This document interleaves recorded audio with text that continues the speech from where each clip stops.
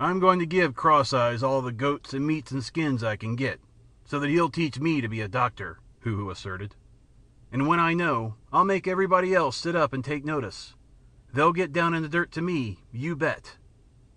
The old man nodded his head solemnly and murmured, "Strange it is to hear the vestiges and remnants of the complicated Aryan speech falling from the lips of a filthy little skin-clad savage. All the world is topsy-turvy, and it has been topsy-turvy ever since the plague." "You won't make me sit up," Harelip boasted to the would-be medicine man.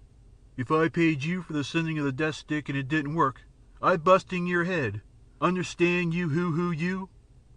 "I'm going to get Granser to remember this here gunpowder stuff," Edwin said softly, "and then I'll have you all on the run. You, Harelip, will do my fighting for me and get my meat for me. And you, Hoo-Hoo, will send the death stick for me and make everybody afraid. And if I catch Harelip trying to bust in your head, Hoo-Hoo, I'll fix him with that same gunpowder. Granser ain't such a fool as you think, and I'm going to listen to him, and someday I'll be boss over the whole bunch of you."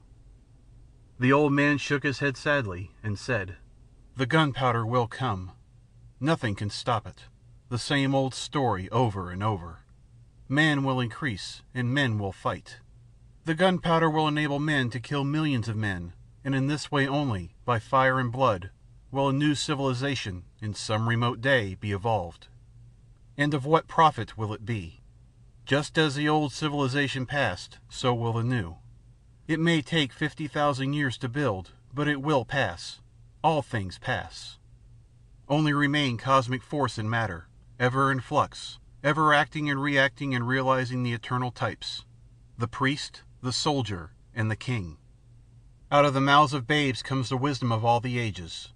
Some will fight, some will rule, some will pray, and all the rest will toil and suffer sore, while on their bleeding carcasses is reared again, and yet again without end, the amazing beauty and surpassing wonder of the civilized state. It were just as well that I destroyed those cave-stored books. Whether they remain or perish, all their old truths will be discovered, their old lies lived and handed down. What is the profit?" Harelip leaped to his feet, giving a quick glance at the pasturing goats and the afternoon sun. "Gee," he muttered to Edwin, "the old geezer gets more long-winded every day. Let's pull for camp." While the other two, aided by the dogs, assembled the goats and started them for the trail through the forest, Edwin stayed by the old man and guided him in the same direction. When they reached the old right-of-way, Edwin stopped suddenly and looked back. Harelip and Hoo-Hoo and the dogs and the goats passed on. Edwin was looking at a small herd of wild horses which had come down on the hard sand. There were at least 20 of them, young colts and yearlings and mares, led by a beautiful stallion which stood in the foam at the edge of the surf, with arched neck and bright wild eyes, sniffing the salt air from off the sea. "What is it?" Granser queried. "Horses," was the answer. "First time I ever seen 'em on the beach. It's the mountain lions getting thicker and thicker and driving 'em down." The low sun shot red shafts of light, fan-shaped, up from a cloud-tumbled horizon. And close at hand, in the white waste of the shore-lashed waters, the sea lions, bellowing their old primeval chant, hauled up out of the sea on the black rocks, and fought and loved.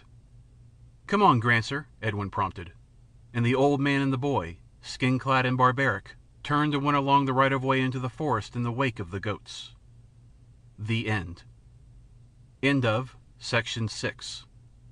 End of The Scarlet Plague by Jack London. Recorded by James Christopher, jxchristopher@yahoo.com, July 2009.